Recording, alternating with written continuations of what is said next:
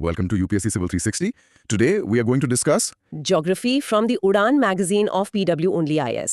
So let's begin.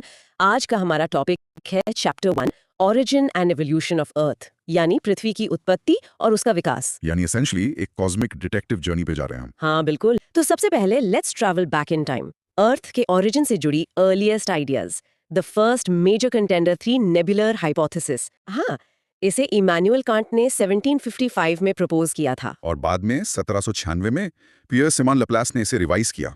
इसका core idea basically ये था कि प्लैनेट्स गैस और डस्ट के एक जायंट स्लोली रोटेटिंग क्लाउड से बने, जिससे सोलर नेबुला कहा गया। हाँ, और समय के साथ ग्रेविटी ने इस क्लाउड को श्रिंक किया, it flattened into a disc and और तेजी से घूमने लगा। ओके, तो सेंटर में सन बन गया और आसपास के मटेरियल से प्लैनेट्स। बिल्कुल। और इसमें फैसिनेटिंग पार्ट है इसका supporting evidence. Even today astronomers वैसी डिस्क लाइक स्ट्रक्चर्स नए-नए तारों के आसपास देखते हैं। अच्छा, तो ये डिस्क फॉर्मेशन आइडिया को सपोर्ट करता है। एग्जैक्टली। और आपने कहा कि वो तेजी से घूमने लगा। इसका जवाब है a classic physics principle, conservation of angular momentum. जैसे कोई आइस स्केटर। Perfect analogy. जब कोई आइस स्केटर घूमते हुए अपने हाथ अंदर खींचता है तो उसकी स्पीड ड्रामेटिकली बढ़ जाती है। सिमिलरली, जब नेबुला ग्रेविटी के कारण श्रिंक हुआ तो उसकी रोटेशनल स्पीड बढ़ गई। That's a great analogy. लेकिन इस थ्योरी में कुछ चैलेंजेस भी रहे होंगे। ये सुनने में तो सिंपल है, बट टाइनी डस्ट पार्टिकल्स वो जुपिटर या अर्थ जितने बड़े प्लैनेट में कैसे बदल गए? ये तो ह्यूज लीप लेता है। You've hit on its exact weakness. इसी गैप को फिल करने के लिए आई रिवाइज्ड नेबुला हाइपोथेसिस। ओके, जिसे रशिया के ऑटो स्मिट और जर्मनी के कार्ल वाइज़ैकर ने प्रपोज किया था। हाँ, उन्होंने ओरिजिनल आइडिया पर बिल्ड किया और एक की मैकेनिज्म इंट्रोड्यूस किया, the process of accretion. Accretion. उन्होंने कहा कि सोलर सिस्टम की शुरुआत गैस मतलब मोस्टली हाइड्रोजन एंड हीलियम और डस्ट के क्लाउड से ही हुई, but the magic was in how dust particles collided and चिपक गए, जिससे बड़े बॉडीज बनने लगे। ये प्रोसेस रिपीट होता गया and eventually planets, moons and other celestial bodies बन गए। तो अक्रीशन ही की है। ये कुछ वैसा है जैसे कोई स्नोबॉल पहाड़ से नीचे लुढ़क रहा हो और बर्फ जमा करते करते बड़ा हो जाता है, पर जब वो क्लम्प्स थोड़े बड़े हो जाते हैं तो उनकी अपनी ग्रेविटी और मटेरियल खींचने लगती है। तो ये एक तरह से एक रनअवे प्रोसेस है। एग्जैक्टली। और ये प्रोसेस हम दूसरे सोलर सिस्टम्स में भी देख रहे हैं जहां नए प्लैनेट्स बन रहे हैं। सो अक्रीशन का एविडेंस मॉडर्न एस्ट्रोनॉमी में काफी स्ट्रांग है। Okay, so that's a logical progression. लेकिन एक और थोड़ी वाइल्ड थ्योरी भी थी, राइट? The प्लैनेटेसिमल hypothesis. हाँ, 1900 में थॉमस चेम्बरलिन और फॉरेस्ट मॉल्टन की।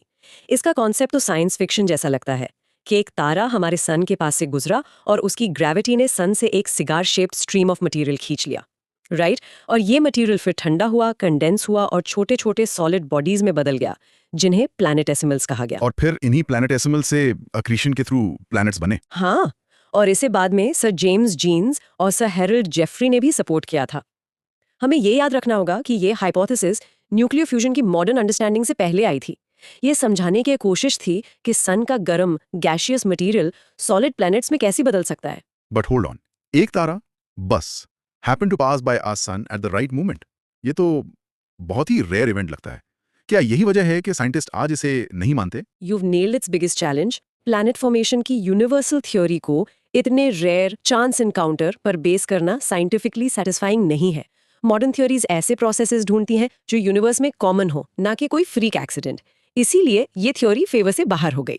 Here's where it gets really interesting.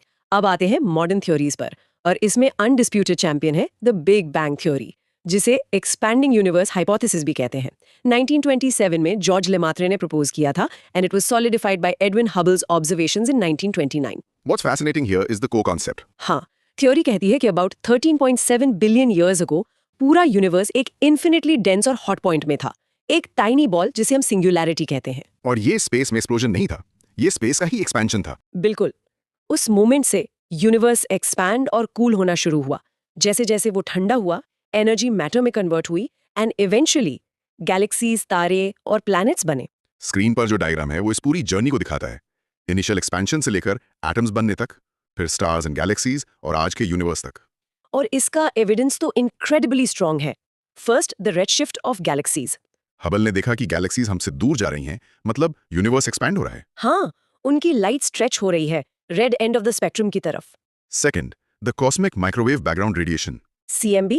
ये क्या एग्जैक्टली? इसे बिग बैंग का आफ्टरग्लो या एको समझ सकते हैं। पेंजियास और विल्सन ने इसे एक्सीडेंटली डिस्कवर किया था।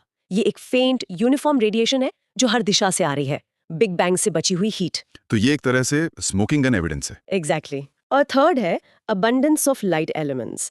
बिग बैंग मॉडल यूनिवर्स में हाइड्रोजन, हीलियम और लिथियम की जितनी मात्रा प्रिडिक्ट करता है वो हमारे ऑब्जर्वेशन से परफेक्टली मैच होती है। फिर भी कुछ बड़े सवाल तो रह ही जाते हैं, राइट? हाँ, जैसे बिग बैंग से पहले क्या था, और ये सिंगुलैरिटी थी ही क्यों? और ये मिस्टीरियस डार्क एनर्जी जो एक्सपेंशन को एक्सेलरेट कर रही है, हम उसके बारे में बहुत कम जानते हैं। So those are the frontiers of modern cosmology. Exactly. The Big Bang Theory describes the how of expansion brilliantly, but the why and what before remain profound mysteries.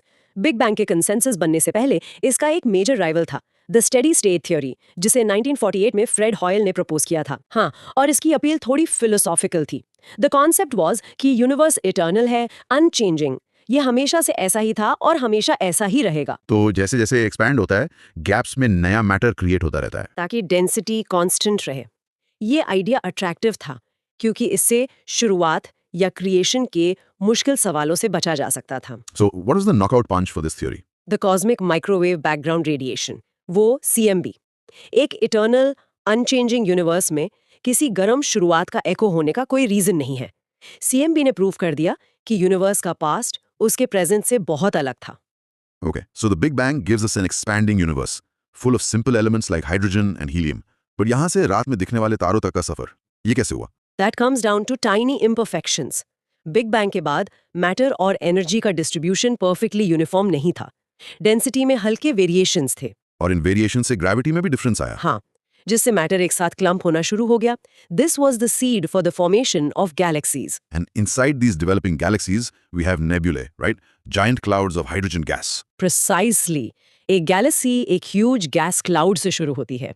उस क्लाउड के अंदर ग्रेविटी मैटर को localised clumps में खींचती हैं, और यही clumps तारों की बर्थ प्लेस बनते हैं। स्क्रीन पे जो life cycle of a star का डायग्राम है, वो इसे दिखाता है। अ जाइंट गैस क्लाउड और नेबुला ग्रेविटी से कोलैप्स होकर प्रोटोस्टार बनता है। फिर टी टॉरी फेज आता है, and after that its fate depends on its mass. हमारे सन जैसे low and medium mass stars red giant बनते हैं, फिर प्लैनेटरी नेबुला, और आखिर में एक व्हाइट ड्वार्फ बन के रह जाते हैं। जबकि हाई मास स्टार्स एक रेड सुपर जाइंट बनते हैं, फिर सुपरनोवा एक्सप्लोजन, और अंत में या तो न्यूट्रॉन स्टार या फिर ब्लैक होल। और एक तारे का असली जन्म वो स्विच ऑन मोमेंट तब होता है जब न्यूक्लियर फ्यूजन शुरू होता है, जब प्रेशर और टेम्परेचर कोर में इतना बढ़ जाता है कि हाइड्रोजन एटम्स फ्यूज होकर हीलियम बनाने लगते हैं और इमेंस एनर्जी रिलीज होती है। That's the moment a star is born. So with stars forming, where do planets like Earth fit into the picture? Are they just leftovers? एक तरह से हाँ, the formation of planets is a by product of star formation. जब nebula के centre में star बनता है तो सारा मटेरियल उसमें नहीं गिरता। बचा हुआ गैस और डस्ट नए स्टार के चारों ओर एक रोटेटिंग डिस्क बना लेता है। और यहीं पर डेवलपमेंट ऑफ प्लैनेटेसिमल्स का प्रोसेस फिर से आता है। एग्जैक्टली इस डिस्क में कोहेजन का प्रोसेस शुरू होता है। छोटे पार्टिकल्स चिपकते हैं, फिर ये छोटे बॉडीज ग्रेविटी के कारण कोलाइड और मर्ज होते हैं, जिससे प्लैनेटेसिमल्स बनते हैं। यानी ग्रहों के बिल्डिंग ब्लॉक्स। हाँ, और ये प्लैनेटेसिमल्स आपस में टकराते रहते हैं, जुड़ते रहते हैं और बड़े होते जाते हैं। So it's a cosmic construction site, violent collisions and gravitational attraction. That's the process of planet formation. The term accretion इसी पूरे सीक्वेंस को डिस्क्राइब करता है। और मिलियंस ऑफ इयर्स में ये chaotic प्रोसेस एक stable system of full size planets छोड़ जाता है। Okay, so now that we have the how, let's zoom in on our own planet story. Let's run through the timeline of Earth's evolution. शुरुआत 13.7 billion years ago with the Big Bang. फिर around 5-6 billion years अगो हमारी milky वे Galaxy के अंदर हमारा सन एक nebula से बनता है। And then the crucial moment for us, 4.6 billion years ago the formation of planets in our solar system. Young sun के चारों ओर की डिस्क से अर्थ बनी, but the early earth was a very violent place. हाँ, एक major event हुआ around 4.4 billion years ago. the formation of the moon, the big splash. A Mars-sized body smashed into the early Earth. It sounds dramatic, but it's the leading scientific theory. इस giant impact से massive amount of debris Earth के orbit में चला गया। और वो debris जुड़कर हमारा मून बन गया। Exactly. और ये इवेंट बहुत इंपॉर्टेंट था। इसने अर्थ के एक्सियल टिल्ट को स्टेबलाइज किया और हमें टाइड्स दी, a very important factor for life. Incredible. इसके बाद प्लैनेट ठंडा होने लगा। हाँ, around 4 billion years ago we see the formation of oceans. Atmosphere में जो वाटर वेपर था वो कंडेंस हुआ और लाखों सालों तक बारिश के रूप में बरसा, जिससे महासागर बने। And this was critical for cooling the planet further. हाँ, and creating an environment that could support life. फिर around 3.8 billion years ago the first sparks, life begins to evolve. Simple single celled life forms, prokaryotic microbes. And a huge turning point came between 2.5 and 3.8 billion years ago with the evolution of photosynthesis, जहां छोटे organisms ने planet के atmosphere को री-इंजीनियर करना शुरू कर दिया। Absolutely. Photosynthetic organisms, specially cyanobacteria, ने सनलाइट को एनर्जी में बदलना शुरू किया और उनका वेस्ट प्रोडक्ट था ऑक्सीजन। और बिलियंस ऑफ इयर्स में उन्होंने इतना ऑक्सीजन पंप किया कि एटमॉस्फेयर ही बदल गया। और कॉम्प्लेक्स लाइफ के लिए रास्ता तैयार हुआ। We literally owe our existence to the breath of these ancient microbes. इस इमेंस 4.6 बिलियन ईयर हिस्ट्री को समझने के लिए साइंटिस्ट ने एक सिस्टम बनाया, a kind of calendar, the geological time scale. Yes, it's a system of chronological dating जो अर्थ की हिस्ट्री को हायरार्की में डिवाइड करता है। द मेजर डिविजन्स हैं, सबसे बड़ी यूनिट्स हैं eons, Hadean, Archean, Proterozoic and Phanerozoic. और फेनोरोजोइक ईयॉन के अंदर हैं eras, Paleozoic, Mesozoic and Cenozoic. Eras को पीरियड्स में बांटा गया है, जैसे कैम्ब्रियन, जुरासिक या Quaternary, and periods can be further subdivided into epochs, जैसे प्लेस्टोसीन और हमारा current Holocene. Okay, and this whole time scale spans from Earth's formation about 4.6 billion years ago to today. Let's quickly summarize the key headlines. Pre-Cambrian time. ये अर्थ की history का लगभग 90% है। हाँ, अर्थ के फॉर्मेशन से लेकर सिंपल लाइफ तक। फिर आती है पेलियोजोइक एरा, एंशिएंट लाइफ का युग। इसमें मेरीन लाइफ का एक्सप्लोजन हुआ, पहले लैंड प्लांट्स आए और पहले रेप्टाइल्स भी। उसके बाद famous Mesozoic era, the age of dinosaurs, और इसमें पहले मैमल्स भी अपीयर हुए। राइट, और डायनासोर्स के खत्म होने के बाद शुरू हुई Cenozoic era, the age of mammals, और हमारा करंट ईपॉक, द होलोसीन, जो सिर्फ 11,700 साल पहले शुरू हुआ। A tiny sliver of time marked by human civilization. अगर आपको हमारी इनिशिएटिव पसंद आ रहा हो तो हमें सब्सक्राइब करके हमारा सपोर्ट करें। साथ ही इस वीडियो को अपने टेलीग्राम स्टडी ग्रुप्स में शेयर करें। Okay, so let's walk through the detailed table, starting from the most recent. We are in the Phanerozoic eon. Correct. और इसमें सबसे रीसेंट एरा है सीनोजोइक। इसका पहला पीरियड है क्वाटर्नरी। ये दो एपॉक्स में डिवाइडेड है। Holocene 0.01 million years ago, which is basically all of recorded human history. और उससे पहले प्लीस्टोसीन 1.8 मिलियन ईयर्स अगो, जो आइस एजेस और हमारे जीनस होमो के ओरिजिन के लिए फेमस है। क्वाटर्नरी से पहले था नियोजीन पीरियड। इसमें Pliocene epoch 5.3 million years ago, जहां हमारे बाइपीडल ह्यूमन एंसेस्टर्स अपीयर हुए। और Miocene epoch 23 million years ago, जहां मैमल्स और फ्लावरिंग प्लांट्स का रेडिएशन जारी रहा and the earliest direct human ancestors emerged. और नियोजीन से पहले Paleogene period, age of mammals का एक्ट 1। हाँ, इसमें ओलेगोसीन 33.9 मिलियन ईयर, जहां कई प्राइमेट ग्रुप्स ओरिजिनेट हुए। इयोसीन 55.8 मिलियन ईयर, जहां एंजियोस्पर्म्स डोमिनेंट हो गए। And Paleocene 65.5 million year, just after the dinosaurs, जहां मैमल्स और बर्ड्स ने वो वॉइड फिल किया।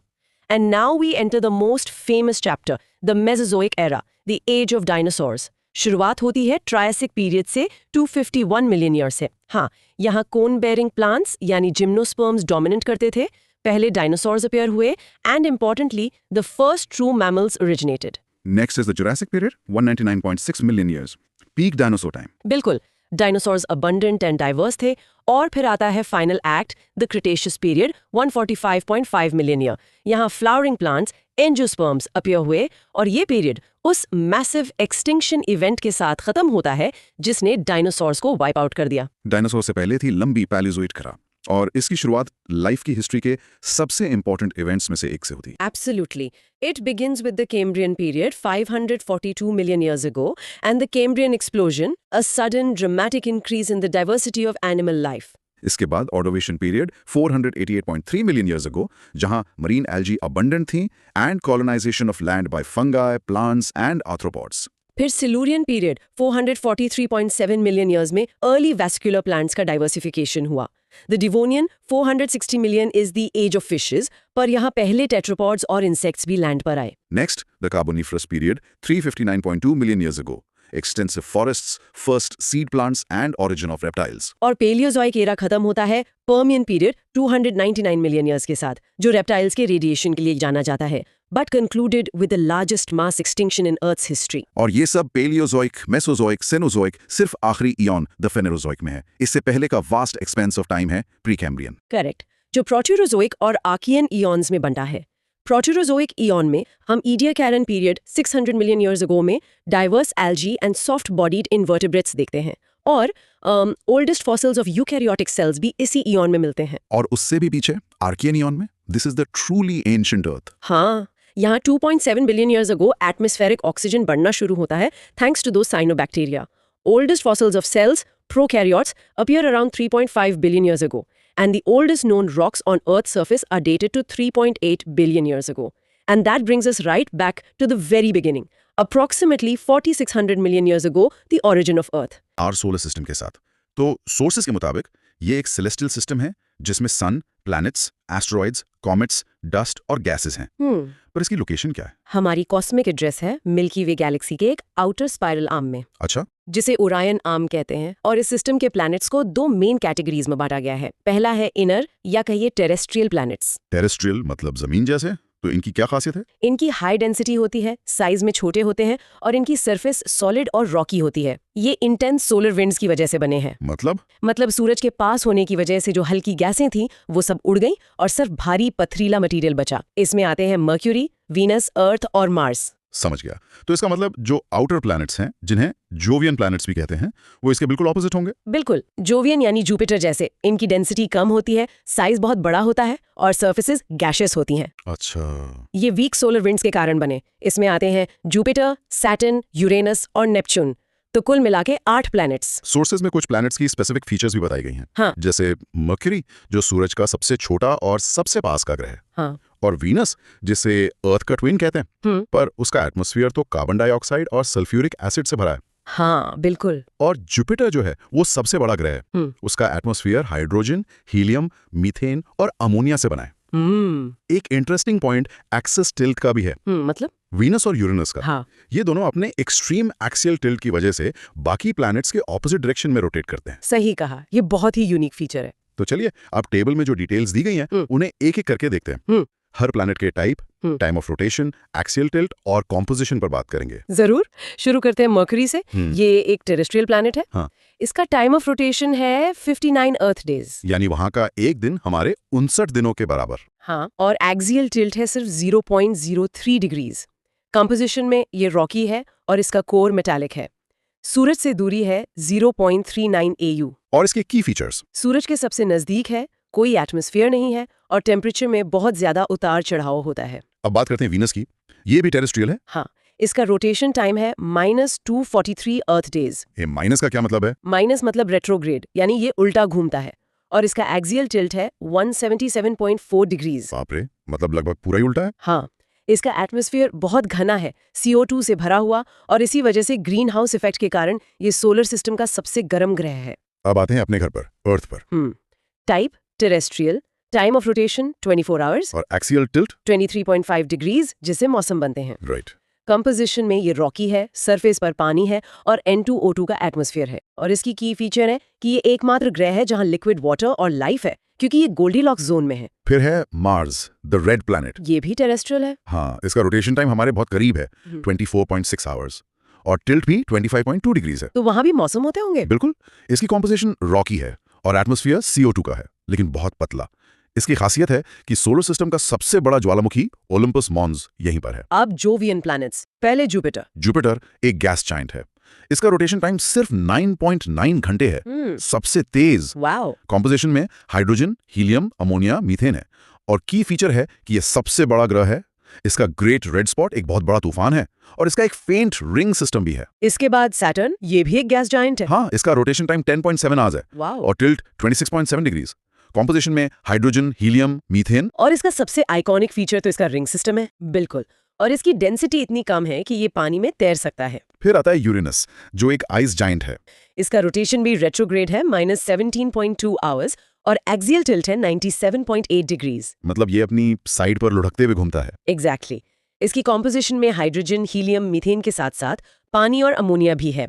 इसका पेल ब्लू ग्रीन रंग मीथेन की वजह से है। और आखिर में नेपच्यून, ये भी एक आइस जॉइंट है। हाँ, rotation time 16.1 hours, tilt 28.3 degrees, composition में हाइड्रोजन, हीलियम, मीथेन। और इसकी की फीचर? इसका गहरा नीला रंग, सोलर सिस्टम में सबसे तेज हवाएं, और इसके भी फेंट रिंग्स हैं। चलिए अब कुछ और इंपॉर्टेंट सेलेस्टियल ऑब्जेक्ट्स और कॉन्सेप्ट्स को समझते हैं। सबसे पहले की सेलेस्टियल ऑब्जेक्ट्स। इसमें सबसे पहले आते हैं एक्सोप्लैनेट्स। अच्छा। ये वो प्लैनेट्स हैं जो हमारे सोलर सिस्टम के बाहर दूसरे स्टार्स को ऑर्बिट करते हैं।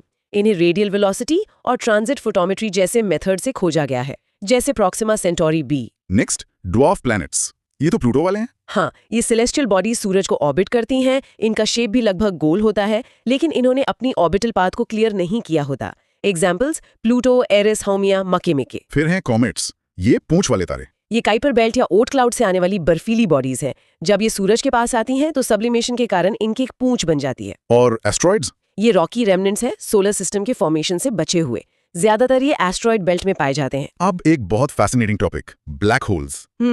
ये स्पेस टाइम के वो रीजन्स हैं जहां ग्रेविटेशनल फोर्सेस इतने स्ट्रांग होते हैं कि लाइट भी एस्केप नहीं कर सकती। और इसका इवेंट होराइजन? ये वो बाउंड्री है जिसके पार कुछ भी वापस नहीं आ सकता। Point of no return. ये बनते कैसे हैं? इनका फॉर्मेशन चंद्रशेखर लिमिट, जो लगभग 1.4 सोलर मैसेज है, उससे बड़े मैसिव स्टार्स के कोलैप्स होने से होता है। सोर्स में इसका एक डायग्राम भी है जो relativistic jets, accretion disk, singularity और इवेंट होराइजन को दिखाता है। तो सिंगुलैरिटी वो सेंटर पॉइंट है। हाँ, जहां सारा मास कोलैप्स होकर एक इन्फिनिटली डेंस रीजन बनाता है। इसके बाद है pulsars. Pulses highly magnetised rotating neutron stars हैं जो इलेक्ट्रोमैग्नेटिक रेडिएशन के बीम्स छोड़ते हैं। जब ये बीम अर्थ की तरफ पॉइंट करता है तब हमें रेगुलर पल्सेस डिटेक्ट होते हैं। फिर है सुपरनोवे। ये मैसिव स्टार्स की मौत को मार्क करते हैं। एक बहुत बड़ा धमाका होता है जिससे एलिमेंट्स स्पेस में फैल जाते हैं और न्यूट्रॉन स्टार्स या ब्लैक होल्स बनते हैं। तो न्यूट्रॉन स्टार्स भी सुपरनोवे से ही बनते हैं। हाँ, ये सुपरनोवाई से बने कॉम्पैक्ट रेमिनेंस है जो ज्यादातर न्यूट्रॉन से बने होते हैं। और क्वेज़ॉर्स? ये एक्सट्रीमली ब्राइट और एनर्जेटिक सेंटर्स हैं बहुत दूर की गैलेक्सीज के, जो सुपर मैसिव ब्लैक होल्स से पावर्ड होते हैं। अब कुछ एडवांस कॉन्सेप्ट्स पर नजर डालते हैं। इसमें है ग्रेविटेशनल लेंसिंग। ये आइंस्टाइन की जनरल रिलेटिविटी थ्योरी पर बेस्ड है। इसके अनुसार एक मासिव ऑब्जेक्ट जैसे कोई गैलेक्सी अपने पास से गुजरने वाली लाइट को बेंड कर देती है। अच्छा। इसका इस्तेमाल डार्क मैटर और डिस्टेंट गैलेक्सीज को डिटेक्ट करने के लिए किया जाता है। इसके अलावा अदर सेलेस्टियल फिनोमेना भी लिस्ट किए गए हैं। हाँ, मीटियोरॉइड्स, मीटियोर्स और मीटियोराइट्स, इनमें क्या फर्क है? मीटियोराइड स्पेस में एक छोटा सा रॉकी या मेटालिक बॉडी है। मीटियोर वो स्ट्रीक ऑफ लाइट है जो अर्थ के एटमॉस्फेयर में एंटर करने पर दिखती है, और मीटियोराइट वो हिस्सा है जो जलने के बाद जमीन पर पहुंच जाता है। समझ गया। फिर है ओट क्लाउड, सोलर सिस्टम की हाइपोथेटिकल आउटरमोस्ट बाउंड्री, जहां से लॉन्ग पीरियड कॉमेट्स आते हैं। प्लैनेटरी नेब्यूलाए। ये मरते हुए सितारों से निकली हुई गैस के क्लाउड्स हैं जो अक्सर सुंदर कलरफुल स्ट्रक्चर्स बनाते हैं। इनका प्लैनेट से कोई लेना देना नहीं है। सुपरनोवे यहाँ फिर से मेंशन है। हाँ, मैसिव स्टार्स का एक्सप्लोजन जो एलिमेंट्स को स्पेस में फैलाता है। और इंटरस्टेलर मीडियम, वो गैस और धूल जो सितारों के बीच की जगह को भरती है और जहां से नए सितारे बनते हैं। और यूनिवर्स की दो सबसे बड़े रहस्य, डार्क मैटर और डार्क एनर्जी। हाँ, डार्क मैटर वो अनसीन मैटर है जो गैलेक्सी रोटेशन और स्ट्रक्चर को इन्फ्लुएंस करता है, और डार्क एनर्जी वो मिस्टीरियस फोर्स है जो यूनिवर्स के एक्सेलरेटेड एक्सपेंशन को ड्राइव कर रही है। अब फोकस करते हैं the moon, earth's natural satellite पर। कुछ बेसिक फैक्ट्स। मून अर्थ का इकलौता नेचुरल सैटेलाइट है। इसका डायमीटर अर्थ के डायमीटर का लगभग 1/4 है। और एक कॉन्सेप्ट है टाइडल लॉकिंग का। हाँ, मून टाइडली लॉक्ड है, यानी वो अर्थ का चक्कर लगाने और अपनी एक्सिस पर घूमने में लगभग 27 दिन लेता है। और इसीलिए अर्थ से मून का हमेशा एक ही साइड दिखता है। बिल्कुल। मून का फॉर्मेशन कैसे हुआ? इसकी प्रिवेलिंग थ्योरी है जायंट इम्पैक्ट हाइपोथेसिस। इसके मुताबिक मून अर्थ और एक मार्स साइज्ड बॉडी के बीच एक बहुत बड़ी टक्कर के बाद बचे डेब्री से बना है। इसे द बिग स्प्लैट भी कहते हैं। और सुपरमून क्या होता है? ये तब होता है जब फुल मून के दौरान मून अपनी ऑर्बिट में अर्थ के सबसे करीब होता है, जिसे पेरिजी कहते हैं। इस वक्त मून आमतौर से 14% बड़ा और 30% ज्यादा चमकदार दिखता है। अब मून्स और वेरियस प्लैनेट्स टेबल को देखते हैं। हाँ, मर्क्यूरी और वीनस के 0 मून्स हैं। अर्थ का 1 है और मार्स के 2, फोबोस और डेमोस। हाँ, फोबोस और डेमोस इर्रेगुलर शेप के हैं। जुपिटर के 95 से ज्यादा मून्स हैं, जिनमें आयो, यूरोपा, गैनामीड, कैलिस्ट्रो बहुत फेमस हैं। राइट। आयो वोल्केनिकली एक्टिव है, यूरोपा पर पोटेंशियल ओशन है, गैनीमीड सोलर सिस्टम का सबसे बड़ा मून है, और कैलिस्टो हेवीली क्रेटेड है। सैटर्न के 80 से ज्यादा मून्स हैं। जिनमें टाइटन बहुत खास है, उसका अपना थिक एटमॉस्फेयर है और मीथेन की झीलें हैं। अमेजिंग। यूरेनस के 27 मून्स हैं। नोटेबल हैं। Titania, Oberon, Miranda. और नेपट्यून के 14, जिसमें ट्राइटन सबसे खास है। हाँ, ट्राइटन का रेट्रोग्रेड ऑर्बिट है और ये जियोलॉजिकली एक्टिव है। अगला टॉपिक है रेट्रोग्रेड एंड प्रोग्रेड मोशन। पहले प्रोग्रेड मोशन समझते हैं। डेफिनेशन। अर्थ से देखे जाने पर प्लैनेट्स का बैकग्राउंड स्टार्स के खिलाफ ईस्टवर्ड मूवमेंट, मतलब नॉर्मल मूवमेंट। हाँ, ये प्लैनेट्स का usual counter clockwise orbital motion है। ये कंजर्वेशन ऑफ एंगुलर मोमेंटम के कारण है। अब रेट्रोग्रेड मोशन। डेफिनेशन। अर्थ से देखे जाने पर प्लैनेट्स का अपैरेंट वेस्टवर्ड मोशन। तो ये होता क्यों है? क्या प्लैनेट सच में उल्टा चलने लगता है? नहीं, ये एक ऑप्टिकल इल्यूजन है। जब अर्थ मार्स जैसे किसी स्लोअर मूविंग आउटर प्लैनेट को ओवरटेक करती है तो मार्स आसमान में टेम्पररी बैकवर्ड जाता हुआ दिखता है। अच्छा, तो ये बस एक इल्यूजन है। हाँ, सोर्सेज में रेट्रोग्रेड मोशन और रोटेशन के बीच की डिफरेंसेस भी बताए गए हैं। मोशन एक अपैरेंट बैकवर्ड मूवमेंट है, जबकि रोटेशन प्लैनेट का फिजिकल स्पिनिंग है। तो वीनस और यूरेनस का रेट्रोग्रेड रोटेशन असली है? बिल्कुल, वीनस बैकवर्ड रोटेट करता है क्लॉकवाइज। इसके पॉसिबल रीजंस क्या हैं? दो हैं। एक, जायंट इम्पैक्ट हाइपोथेसिस कि किसी बड़ी टक्कर ने उसका स्पिन रिवर्स कर दिया होगा। और दूसरा? दूसरा, एटमॉस्फेरिक इफेक्ट्स। वीनस के थिक एटमॉस्फेयर ने फ्रिक्शन से उसके रोटेशन को स्लो और रिवर्स कर दिया होगा। अब यूरेनस पर फोकस करते हैं। इसका एक्सियल टिल्ट और रेट्रोग्रेड लाइक रोटेशन बहुत यूनिक है। हाँ, इसका एक्सियल टिल्ट लगभग 98 डिग्रीज है, जिससे ये अपनी ऑर्बिट पर साइड से घूमता है। इसके क्या रीजंस बताए गए हैं? इसके भी दो पोटेंशियल रीजंस हैं। एक, मैसिव कोलिजन्स सोलर सिस्टम के फॉर्मेशन के दौरान। और दूसरा? दूसरा, ग्रेविटेशनल इंटरैक्शंस, मतलब अर्ली स्टेजेस में मैसिव बॉडीज के साथ स्ट्रॉन्ग इंटरैक्शंस ने इसके टिल्ट को बदल दिया हो। सोर्स में एक PW+ बॉक्स है, climate change and earth's rotation. ये काफी इंटरेस्टिंग है। हाँ, इसके मुताबिक क्लाइमेट चेंज अर्थ के रोटेशन को अफेक्ट कर रहा है। मतलब दिन की लंबाई और एक्सिस ओरिएंटेशन दोनों को? हाँ, इसका कारण है मेल्टिंग ग्लेशियर्स, सी लेवल राइज और ग्राउंड वाटर डिप्लीशन से जुड़ा मास रीडिस्ट्रीब्यूशन। ये अर्थ के मूवमेंट ऑफ इनर्शिया को बदल रहा है। इससे रोटेशनल स्लोइंग हो रहा है और पोलर वॉन्डर एक्सिस भी शिफ्ट हो रही है। बिल्कुल, 1880 से अर्थ का स्पिन एक्सिस 10.5 मीटर्स शिफ्ट हो चुका है। बॉक्स में एक नोट है कि पंजाब और हरियाणा में इंटेंसिव ग्राउंड वाटर डिप्लेशन ने मास शिफ्ट को इक्वेटर की तरफ किया है, जिससे अर्थ का रोटेशन स्लो हो रहा है। हाँ, ये बहुत क्रिटिकल पॉइंट है। अब आते हैं मेन टॉपिक पर। Earth Goldilocks zone, latitude and longitude. Earth solar system का 5th लार्जेस्ट प्लैनेट है। इसे ब्लू प्लैनेट भी कहते हैं। और इसका शेप? जियोइड है, मतलब ऑब्लेट स्फेरॉइड, पोल्स पर थोड़ा फ्लैटेंड और इक्वेटर पर बल्ज्ड। और अर्थ गोल्डीलॉक्स जोन में है, जहां पानी लिक्विड स्टेट में रह सकता है। सही, और ये सोलर सिस्टम का डेंसेस्ट प्लैनेट है। इसकी स्पीड ऑफ रोटेशन इक्वेटर पर मैक्सिमम है। एक्सिस ऑफ द अर्थ एक इमेजिनरी लाइन है जो ऑर्बिटल प्लेन से 66.5 डिग्री का एंगल बनाती है। और इसी एक्सिस के साथ अलाइन होता है पोल स्टार। फिलहाल पोलैरिस हमारा पोल स्टार है। अब गोल्डीलॉक्स जोन को थोड़ा और डिटेल में देखते हैं। इसे हैबिटेबल जोन भी कहते हैं। ये एक स्टार के आसपास का वो रीजन है जहां कंडीशंस लाइफ के लिए जस्ट राइट हैं, खासकर लिक्विड वाटर के लिए। मतलब टेम्परेचर रेंज बिल्कुल सही है। हाँ, ना बहुत गर्म ना बहुत ठंडा। स्टार का साइज और ब्राइटनेस इसकी बाउंड्रीज को डिटरमिन करते हैं। और इस कॉन्सेप्ट का इस्तेमाल एक्सोप्लैनेट्स की खोज में भी होता है। बिल्कुल, हम उन एक्सोप्लैनेट्स को ढूंढते हैं जो अपने स्टार के हैबिटेबल जोन में है, जैसे Proxima Centauri B, Trappist 1 system या केपलर 186f। अब हम अर्थ के कोऑर्डिनेट सिस्टम पर आते हैं, लैटिट्यूड एंड लॉन्गिट्यूड। लैटिट्यूड अर्थ के सेंटर से एंगुलर डिस्टेंस है। लैटिट्यूड के पैरेलल्स इक्वेटर के पैरेलल होते हैं। और लॉन्गिट्यूड? लॉन्गिट्यूड प्राइम मेरिडियन के ईस्ट या वेस्ट में एंगुलर डिस्टेंस है।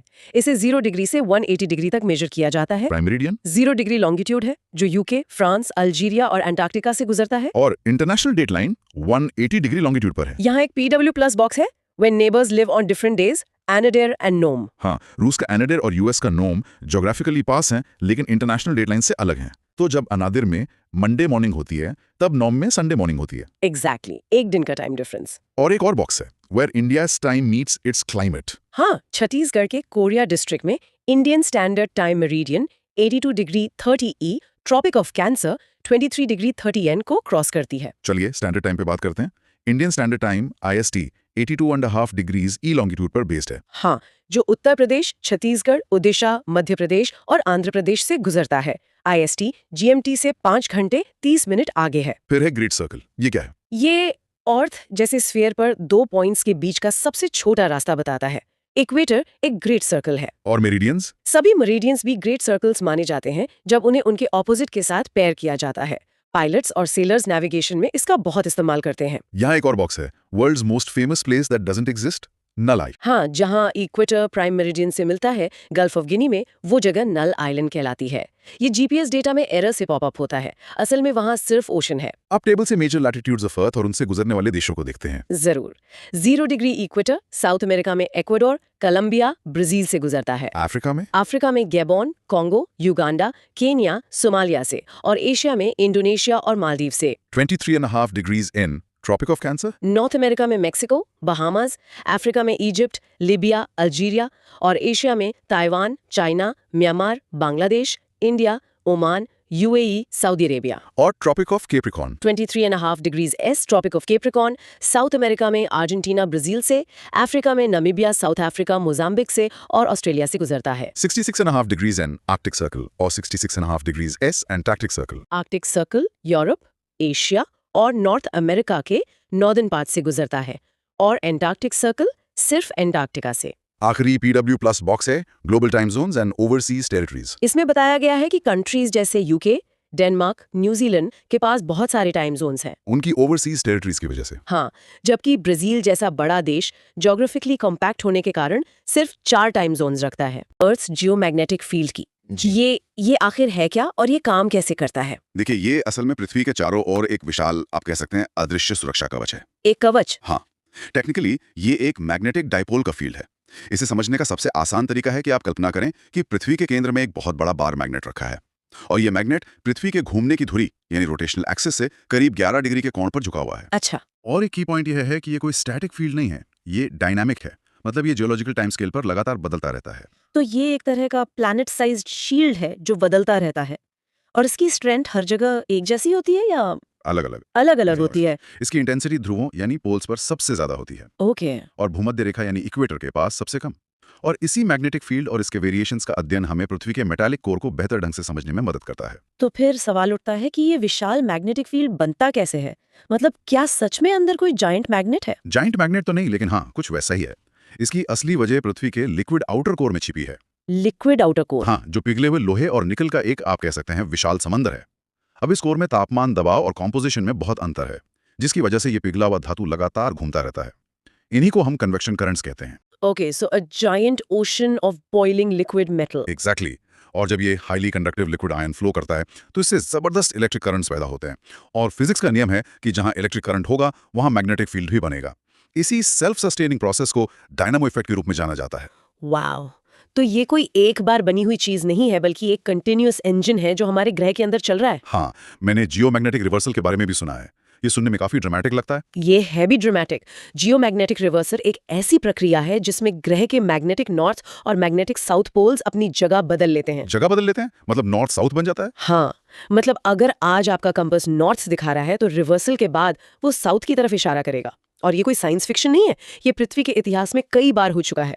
ये अचानक एक रात में हो जाता है या इसमें वक्त लगता है? नहीं, ये एक बहुत धीमी प्रक्रिया है जो कुछ 100,000 वर्षों के साइकिल में होती है। और जियोमैग्नेटिक पोल्स क्या हैं? ये ज्योग्राफिक नॉर्थ और साउथ पोल से अलग हैं। हाँ, ये अलग हैं। जियोमैग्नेटिक पोल्स वो पॉइंट्स हैं जहां हमारे काल्पनिक बार मैग्नेट की एक्सिस पृथ्वी की सतह को काटती है। अगर हमारा मैग्नेटिक फील्ड एक परफेक्ट डायपोल होता तो फील्ड लाइंस इन पोल्स पर एकदम वर्टिकल होती। अच्छा। और ये नॉर्थ और साउथ मैग्नेटिक पोल से पूरी तरह मेल खाती। पर ये अप्रोक्सीमेशन इम्परफेक्ट है और मैग्नेटिक और जियोमैग्नेटिक पोल्स कुछ दूरी पर स्थित होते हैं। समझ गई। तो अब सबसे जरूरी सवाल पर आते हैं। इस पूरे जियोमैग्नेटिक फील्ड का हमारे लिए, पृथ्वी पर जीवन के लिए क्या महत्व है? इसका महत्व हमारी कल्पना से भी ज्यादा है। सबसे पहले और सबसे जरूरी, ये फील्ड एक शील्ड, एक कवच की तरह काम करता है जो हमें सोलर विंड से बचाता है। Solar wind? हाँ, सूरज से लगातार हाई एनर्जी चार्ज पार्टिकल्स की एक धारा निकलती है जो अगर सीधे पृथ्वी से टकराए तो हमारे एटमॉस्फेयर को उड़ा ले जाएगी और जीवन को असंभव बना देगी। तो ये फील्ड इन खतरनाक पार्टिकल्स को रोकता कैसे है? ये उन्हें डिफ्लेक्ट कर देता है, उनकी दिशा मोड़ देता है। ज्यादातर पार्टिकल्स तो पृथ्वी के चारों ओर से निकल जाते हैं, लेकिन कुछ पार्टिकल्स इस फील्ड में फंसकर पोल्स की तरफ चले जाते हैं। पोल्स की तरफ? हाँ, और जब ये हाई एनर्जी पार्टिकल्स हमारे एटमॉस्फेयर में मौजूद नाइट्रोजन और ऑक्सीजन के अणुओं से टकराते हैं तो वो अणु चमकने लगते हैं। इसी खूबसूरत रोशनी को हम ऑरोरास कहते हैं। ओ, नॉर्दर्न लाइट्स और सदर्न लाइट्स। हाँ। तो ये खूबसूरत नजारा असल में हमारे प्लैनेट के डिफेंस मैकेनिज्म का एक साइड इफेक्ट है। Wow, that's an amazing way to think about it. बिल्कुल। नॉर्दर्न हेमिस्फीयर में इसे ऑरोरा बोरियालिस और सदर्न हेमिस्फीयर में ऑरोरा ऑस्ट्रियालिस कहते हैं। वाओ! इसके अलावा इसका सबसे प्रैक्टिकल उपयोग है नेविगेशन, मतलब दिशा पता करना। सदियों से कंपास इसी फील्ड के कारण काम करता है। और जानवरों के लिए भी तो ये जरूरी है ना? मैंने पढ़ा है कि कुछ पक्षी हजारों किलोमीटर का सफर बिना भटके तय कर लेते हैं। हाँ, उसे मैग्नेटो परसेप्शन कहते हैं। कुछ जानवर जैसे पक्षी और कछुए लंबी दूरी तक माइग्रेट करते समय नेविगेट करने के लिए पृथ्वी के मैग्नेटिक फील्ड का इस्तेमाल कर सकते हैं। इनबिल्ट जीपीएस की तरह? एक तरह से हाँ। और तो और पेलियोमैग्नेटिज्म यानी समुद्र तल की चट्टानों में दर्ज पास्ट मैग्नेटिक फील्ड की स्टडी ने ही हमें सी फ्लोर स्प्रेडिंग और प्लेट टेक्टोनिक्स जैसी थ्योरीज को डेवलप करने में मदद की। तो ये फील्ड तो पृथ्वी के सिस्टम का एक फंडामेंटल हिस्सा है। सोर्स में मैग्नेटोस्फीयर का भी जिक्र है। ये जियोमैग्नेटिक फील्ड से कैसे जुड़ा है? मैग्नेटोस्फीयर वो क्षेत्र है जहां पृथ्वी का जियोमैग्नेटिक फील्ड डोमिनेंट होता है। आप इसे हमारे मैग्नेटिक फील्ड का प्रभाव क्षेत्र कह सकते हैं। ओके। ये सोलर विंड से आने वाले चार्ज पार्टिकल्स को फंसाता है और उन्हें एक प्लाज्मा में बदल देता है, जो पृथ्वी के चारों ओर घूमता है। इसकी बाउंड्री को मैग्नेटोपॉज कहा जाता है। और इसके बाहर? मैग्नेटोपॉज के बाहर एक टर्बुलेंट मैग्नेटिक रीजन है जिसे मैग्नेटोशीथ कहते हैं। और इसके भीतर? मैंने वैन एलन रेडिएशन बेल्ट्स के बारे में सुना है। ये सुनने में काफी खतरनाक लगता है। हाँ, ये हाई एनर्जी चार्ज पार्टिकल से भरे हुए क्षेत्र है। इसके भीतर वैन एलन रेडिएशन बेल्ट्स है। लोअर बेल्ट पृथ्वी की सतह से लगभग 1000 से 5000 किलोमीटर ऊपर तक फैला है। और अपर बेल्ट? अपर बेल्ट पृथ्वी की सतह से 15000 से 25000 किलोमीटर ऊपर तक फैला है।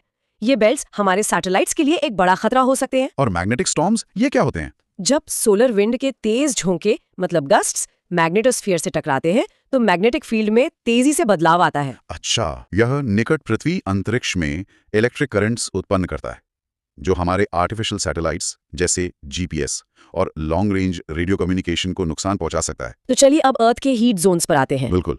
पृथ्वी पर गर्मी का मुख्य सोर्स तो सूरज ही है, लेकिन पृथ्वी गोल है और अपनी धुरी पर झुकी हुई है, इसलिए सूरज की रोशनी हर जगह बराबर नहीं पड़ती।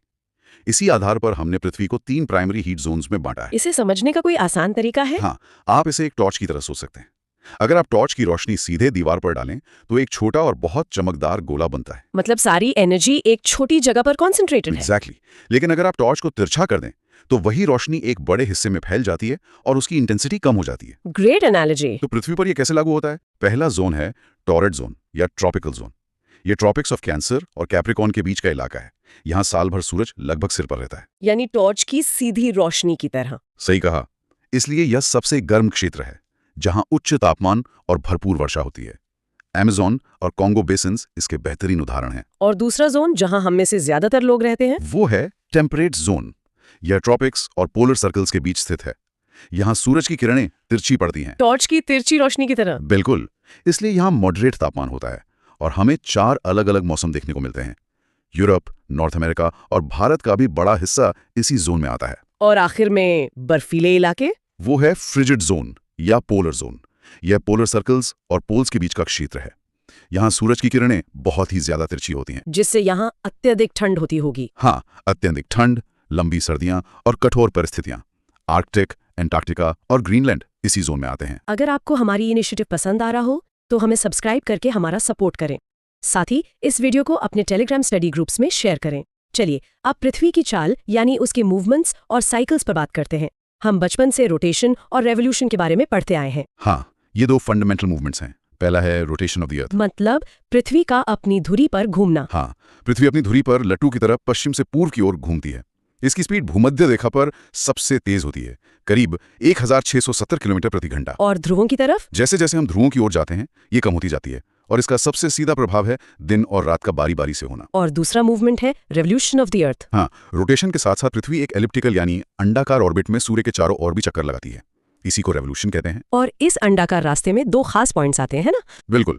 पेरीहीलियन, जब पृथ्वी सूरज के सबसे करीब होती है, ये 3 जनवरी को होता है। और एफेलियन, जब पृथ्वी सूरज से सबसे दूर होती है, ये 4 जुलाई को होता है। एक आम गलतफहमी है कि जब पृथ्वी सूरज के करीब होती है तब गर्मी होती है, पर पेरीहीलियन तो जनवरी में होता है जब नॉर्दर्न हेमिस्फीयर में सर्दी होती है। तो फिर मौसम कैसे बदलते हैं? ये एक बहुत अच्छा पॉइंट है।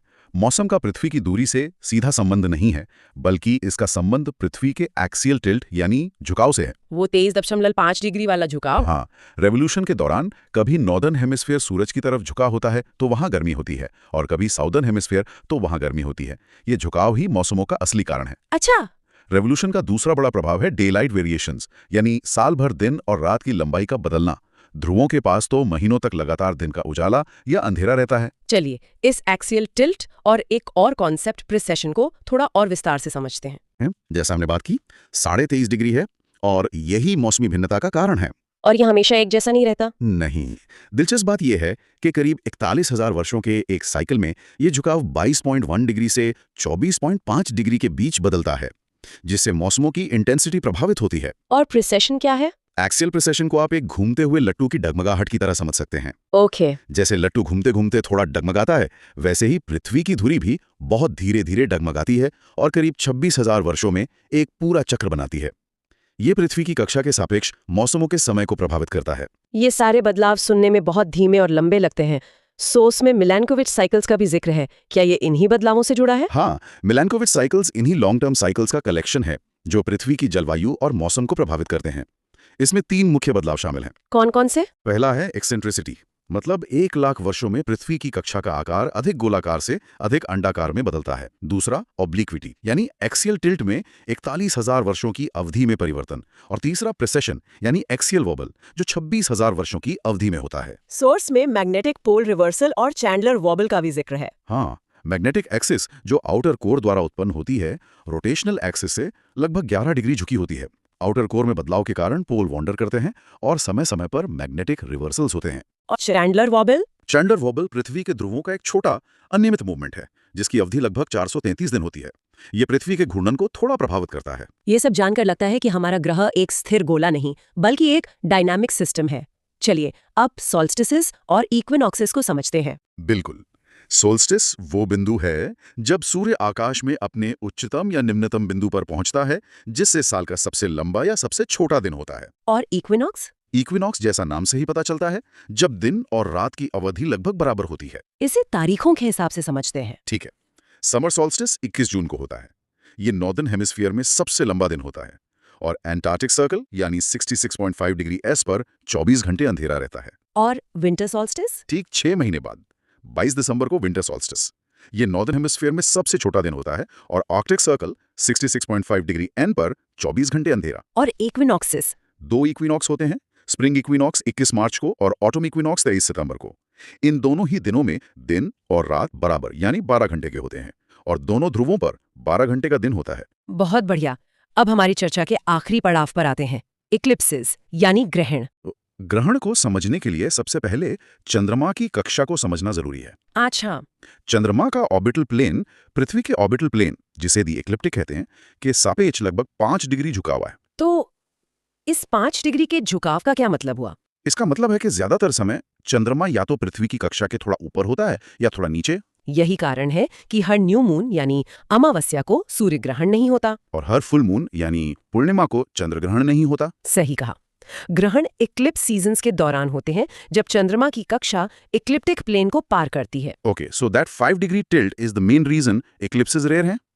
तो सोलर इक्लिप्स यानी सूर्य ग्रहण कैसे होता है? सोलर इक्लिप्स न्यू मून के दौरान होता है जब चंद्रमा पृथ्वी और सूर्य के बीच आ जाता है और सूर्य के प्रकाश को रोकता है। इसके लिए चंद्रमा की कक्षा को इक्लिप्टिक प्लेन के साथ अलाइन होना चाहिए। बिल्कुल। क्या सूर्य ग्रहण भी अलग अलग तरह के होते हैं? हाँ, 3 तरह के होते हैं। टोटल सोलर इक्लिप्स, जब चंद्रमा सूर्य को पूरी तरह से ढक लेता है।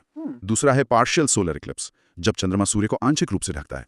और तीसरा है एन्युलर इक्लिप्स, जब चंद्रमा छोटा दिखाई देता है और एक रिंग ऑफ फायर छोड़ता है। और लूनर इक्लिप्स यानी चंद्र ग्रहण? लूनर इक्लिप्स फुल मून के दौरान होता है, जब पृथ्वी सूर्य और चंद्रमा के बीच आ जाती है और चंद्रमा पर अपनी छाया डालती है। इसके भी टाइप्स होते हैं? हाँ, टोटल लूनर इक्लिप्स, जब चंद्रमा पूरी तरह से पृथ्वी की उम्रा यानी सबसे गहरी छाया से ढका होता है। मैंने सुना है कि टोटल लूनर इक्लिप्स में चांद अक्सर लाल रंग का दिखता है, जिसे रेड मून भी कहते हैं। हाँ। ऐसा क्यों होता है? हाँ, ऐसा रैली स्कैटरिंग की वजह से होता है। पृथ्वी का वायुमंडल सूर्य के प्रकाश को मोड़ता है, नीली रोशनी को फिल्टर करता है और चंद्रमा को लाल रंग से रोशन करता है। That's fascinating. और दूसरे 2 टाइप्स? दूसरा है पार्शियल लूनार इक्लिप्स, जिसमें चंद्रमा का केवल एक हिस्सा पृथ्वी की उम्रा में प्रवेश करता है। और तीसरा है पेनुम्ब्रल एक्लिप्स, जिसमें चंद्रमा पृथ्वी की पेनुम्ब्रा यानी हल्की छाया से होकर गुजरता है। इसमें चमक में बस हल्की सी कमी आती है। That's it for today. आज के लिए बस इतना ही। अगर कॉन्सेप्ट क्लियर हुआ हो, stay connected for the next topic. Consistency he UPSC preparation का रियल गेम है। Keep learning, keep revising.